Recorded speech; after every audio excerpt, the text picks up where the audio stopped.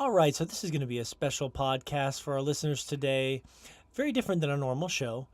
Basically, we were contacted by one of our listeners, Zachary Helms. He's an upcoming game journalist, and he was a fan of the show, but he wanted to conduct an interview with us, which was a really cool and surreal experience. And we can't say enough nice things about Zachary from this experience. Um, Super intelligent, funny guy. A lot of insightful things to say about the video game industry, as you'll hear in this interview as well. And it was a lot of fun. So we hope you enjoy this kind of special one-off podcast interview with Zachary Helms interviewing Joshua Fowler and Morgan Barnes of Sword Chomp and the Chompcast. Enjoy. Hello. Hello. How's it going? Hey, what's up? Good. I'm not seeing you guys' faces. Oh, I haven't turned on video yet. Gotcha. Okay, hold on. I didn't know you wanted to do video. I can get a webcam real quick. If you guys aren't comfortable, that's totally fine. That's totally cool too. I just need to kind of get your voices. Yeah.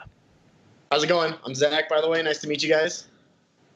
How's it Hello. going, Hi. Yeah, Josh. Nice to meet you too. Let me grab I got a cam. Hold on. Okay.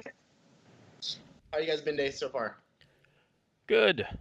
Good. Very good. Rainy here. What's up? Rainy here. It's been storming. Thought I was going to lose power for a second there.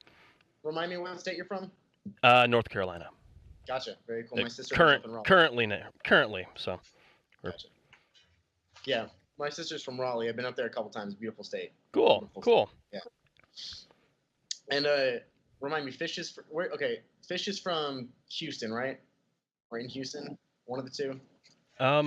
I think he's closer to San Antonio, but No, Fish is from Fort Worth. Fort Worth. Oh, Fort yes. Worth. Okay. Well, I'm from Fort Worth too. Then very cool. I'm living in Denton right now, so Cool. So let me just say, fantastic to meet you guys. I'm a big fan of the show. I've been listening for about 3 months now, and how's it going, Morgan? I've been Upside down there. enjoying your content regularly, so thank you guys very much for what you do. Oh, thank you. So Yeah. I wanted to start off and just say that I listened to your rapid fire show, and my first thing that I wanted to say is, Morgan, you're absolutely right. Panda Express is the definitive Asian cuisine. I told you. You got the honey walnut shrimp. I don't care if it's $1.25 extra. You have to do it. Secondly, I understand, Josh, that you have a family, but man, you got to go see Logan. You have to see Logan, dude. It's fantastic. It's fantastic. And finally, back to you, Morgan. I got to say, man, you were absolutely right. M. Night Shyamalan made the best superhero movie of all time, and possibly the most interesting sequel with Split. So I'm in agreement with you there. Yeah, that Split ending, man. I'm not even kidding. I'm not the kind of guy who will jump up in the theater and like cheer or anything like that. But like, I literally was just freaking out. I was losing my fucking mind.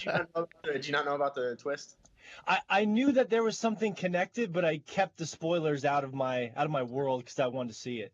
Absolutely. So, but like when you're watching the movie and the music comes in and it's the score from Unbreakable, and that's one of my favorite scores as well. I was like, I knew it was happening. I was like, oh.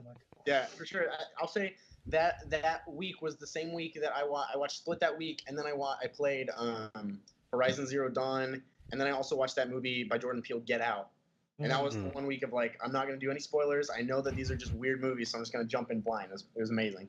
So let me first kind of jump in and say, what made you guys want to do a show? I know you guys are all kind of in different states. So what, with that in mind, what made you guys want to do a podcast about video games? Well, I think the best way we can do this, so me and Josh don't end up talking over each other. I'll just lead off with a lot of these, and then Josh, if you want to follow up as well. Yeah, that works. But I was actually thinking about this today because I thought that might be one of the questions that you asked us, kind of on a base level.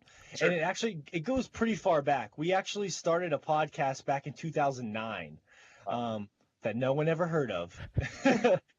And it was called a Second Playthrough. And we had a website. We had, God, how many shows did we do, Josh? It was like 80? I don't think it was quite that many, but it was, I want to say it was like 65, somewhere around there. I'd have to go look. It was a lot, but it was spread out over the course of like several years. And we weren't as regular as we are with this show now. Like, that's one of the things that we learned, is that we wanted to record every single week if we could. Back in the day, it'd be like once or twice a month eventually, because lives and shit happens. Sure. But yeah, in general, I was inspired by a lot of the podcasts I listened to. Area 5 did a really great video podcast back in the day. NoobTube, they're not even really around anymore, but they're one of the first like homebrew podcasts I got into that inspired me to podcast, and of course Giant Bomb. So that's what got me into it. I started talking to Josh. He was like, yeah, that sounds cool. And then we got some friends together, and that's how it kind of took off. But it actually started back in 2009 with our second playthrough podcast. And then that died. I think I'd have to ask Josh. I think the second playthrough It's right there. podcast died in like 20. When did the SPT podcast die, Josh? Was it 3? I think it was 3 years later. Oh, I'd have to look, but yeah, it sounds about right. About 3 years. Right about then. Yeah. So my short answer is, other than the history, is for me it was just I really enjoyed Excuse me just a second. seeing, kind of wanting to create something much like people were creating. Like, have you ever heard of YouTube?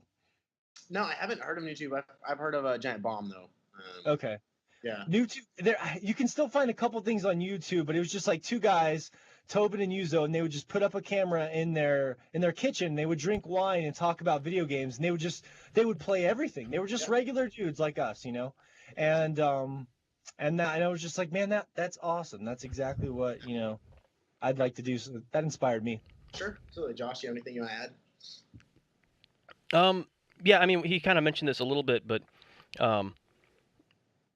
with the first podcast that we did, we were trying to do more like standard review type content. Sure. Which, when we came back into this one, because we knew we wanted to do it more regularly, we decided we're gonna have to do something different, which is kind of where we landed on the format that we're using now. Yeah. Where it was less like review. So we didn't feel like we had to absolutely finish everything before we could talk about it. Sure. Which was that ended up being just a huge headache. In the first Imagine. podcast that we tried. It was just too stressful. Sure. Tell them about the medals, Josh. Oh God. Well, that was. I can't remember if I've actually brought this up on the new show or not, but I'm not a big review score fan because it seems just so reductive to me. Which, yeah. And in the first one, we gave medals to games, and I fought that the entire run of that thing with the other hosts, and lost that the entire run of the podcast. Lost that fight. But they were fun medals though. They were like bronze, silver, gold, and platinum. But then each medal also had stars, so it was almost like you could have a platinum, 1 star, 2 star, 3 star. It was convoluted, but it was a lot of fun to give them out. But as we got older, we were like, fuck.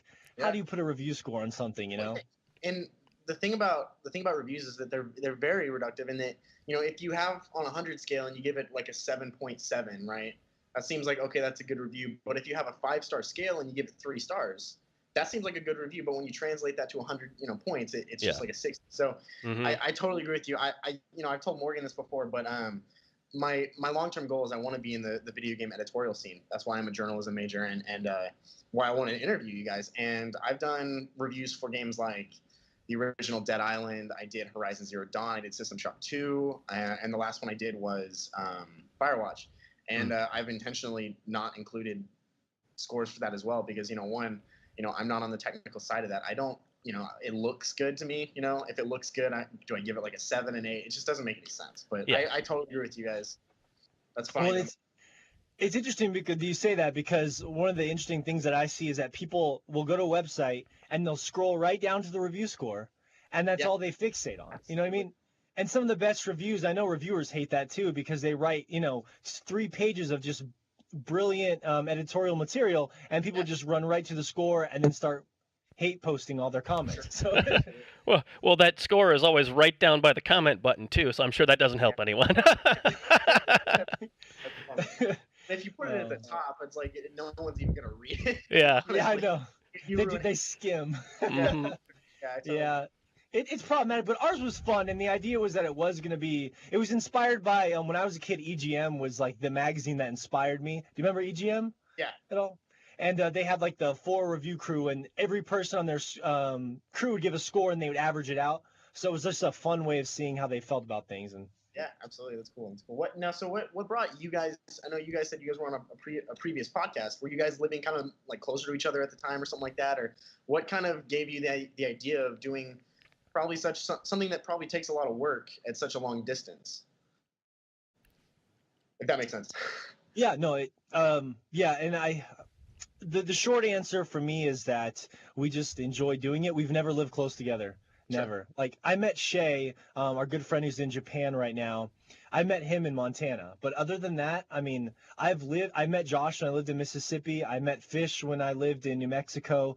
These are all my friends I've kind of met throughout my life. And that was sort of like the inspiration for starting it, instead of like where you listen to a podcast and people don't really feel like they know each other. There's not like chemistry and stuff. Yeah, but absolutely. you're right. The distance makes everything a bitch. It's awful. It's like and it sucks because you just want to get together and have fun, but a lot of times we don't even have our webcams on. Like we don't see each other. Yeah. Conversation it's tough that way. Sure, absolutely. Yeah. Josh, you have anything to add? Yeah, like that's another thing that's kind of influenced the format as well, because we've talked about video off and on, just here and there, and adding video at a distance is just exponentially raises the difficulty, which is kind of why we've stuck with audio for as long as we have, which I think works for us well, but it's definitely influenced by the technical limitations. Yeah, So absolutely. I think that you have shows like most podcasts do have a YouTube channel, but like when I think about when I listen to you guys, it's when I'm either like walking to class or like at the gym or something like that. And so when you have your YouTube like tab open, it's kind of weird and kind of clunky. And so having something that can just play automatically like it's on Spotify or something like that, just honestly is just so much smoother. And so like I wonder, I don't know how you would check this, but I wonder how you could check the statistics for people that actually would watch something on YouTube as opposed to someone that just likes to listen. So you guys probably have some sense of those numbers, but I can't imagine that the demand is super high for video and you guys have such a successful audio. I feel like the only issue for me is that with YouTube, a lot of times you have to be more like a lot of the YouTube personalities are very sort of bright and boisterous and like emphatic and for me personally, it's not been my style. Like I just prefer more the laid back conversational style. And like you said, like when you're listening to a podcast, you make a great point. Like just listening to an audio podcast is a lot easier. It didn't drain my data on my phone every time I try to listen to like a kind of funny video cast or something, and it's like it's sucking all my data out on YouTube. But even though there is audio versions, I know. But in short, yeah, I agree. Like it's more of the classical format now that YouTube is there, and it can really help boost your popularity, which is why we're a smaller podcast. So it's hard. I think it's harder for us to grow that way, but more natural. Yeah, for sure. It's interesting. So now, whose idea was the second podcast then? You can take this one, Josh.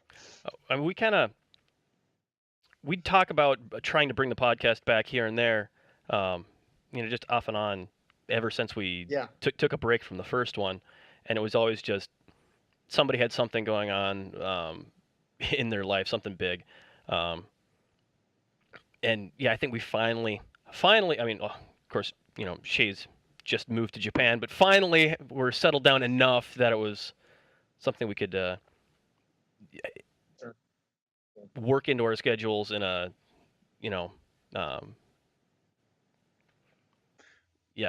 regular enough way to make it, work out. I was noticing that we started to have these conversations again. Like we have like a group chat, and I was noticing we were starting to talk about it a lot more as friends, and we were playing all these games, and then we were starting to get that itch again. Like, we haven't done a podcast. Well, I mean, in it was kind of years. 2016 was such a huge year for gaming that we were constantly talking about this stuff again. We're like, why aren't we recording this? It's just we're talking about this all the time now, and that big year really, I think, was just kind of the kick in the pants that we needed to get it all back together. So yeah, that's cool, very cool. Now I'm not familiar with time zones, but is it the Shay being in Japan gonna make the regularity of posting any different, or? It shouldn't, because we usually record on Friday nights, which because of the time zone difference there is Saturday morning for him, which ended up working out,